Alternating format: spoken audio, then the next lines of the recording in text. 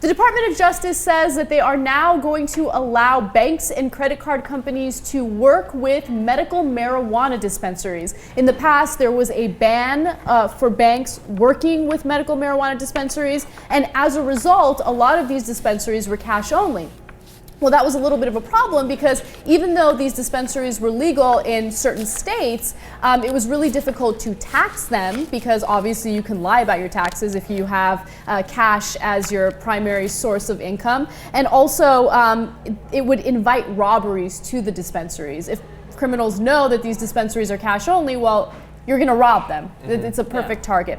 Well, now you guys all know that the Department of Justice has decided that they are not going to get involved in Colorado or Washington when it comes to their legalized marijuana their recreational marijuana, which is great news. And now it's also great that banks can, or I should say marijuana consumers can use actual credit cards to purchase their medicinal marijuana, or in the case of Colorado and Washington, their recreational marijuana. Yeah. So get it. I like it. The feds are finally getting it together. I like the point about the robberies, though. Yeah. Like, criminals already don't need an extra incentive to rob a place that's filled with bags of marijuana. Like, let's not also throw money all over the place. But I do think that this is an extremely important step, both for the getting rid of the cash and everything. Yeah. But this makes them more legitimate businesses. It makes them easier to regulate, which is what we should want the government to do anyway. It makes it easier for them to operate across state borders, which I think is going to be a good thing in the future.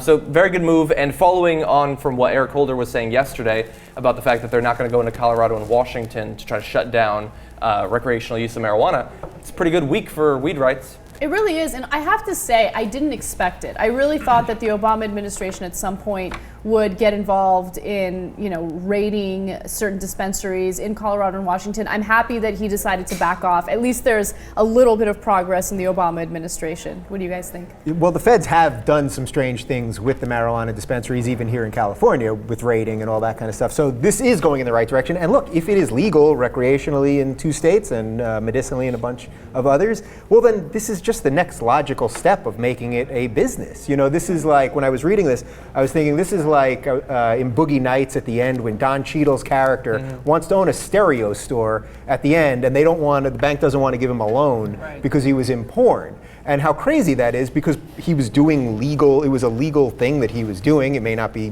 moral by somebody's standards, but that's what they're going to say about weed. And it's not the bank's judgment to make. It's not the bank's, precisely. So this is just the next step in what has to happen for weed to become legal and get out there, and everyone's going to be fine. Yeah, this is a huge sea change. Yeah. Just in the amount of time that we have been discussing this. What was it? California passed the medical marijuana back in 1996, and here we are, 20 years, not quite 20 years. Is that 20? No, almost. it's like 15. Yeah. You got So we're almost smoking there. too much weed, sister. I know, don't do any math on camera. So that's for me at least. But I just love that this is happening. This is a wonderful and amazing taking away the drug war and finally killing it off. It's going to take a long time to kill off that beast, but it is happening, and it will be complete when they take it off of Schedule 1, like you mentioned, when they take marijuana off of Schedule 1 drugs. But this is, my mind is blown. It's insane that it's still listed as a Schedule 1 drug. That would indicate that it has absolutely no medicinal value whatsoever. And of course, study after study indicates that that is not the case.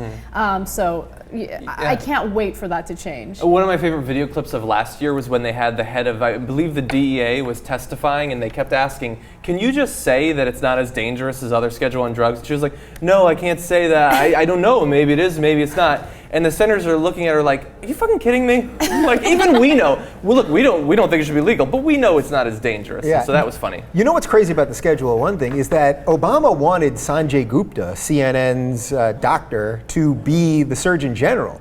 He just did a huge special that CNN has been pimping out like crazy with all kinds of evidence showing it does have medicinal value. And not only that, he basically had a full mea culpa and issued a huge apology for all of his stances against weed for these last couple of years. So it is a huge sea change, and it's going in the right direction. What I'd like to see is for this all to start to be encoded into law instead of it just being an administrative policy, because then we can make sure that it stays legal and safe for people to use without retribution through the next administration, whoever that may be. That's a really good point. We don't want President Ted Cruz backtracking on any of this.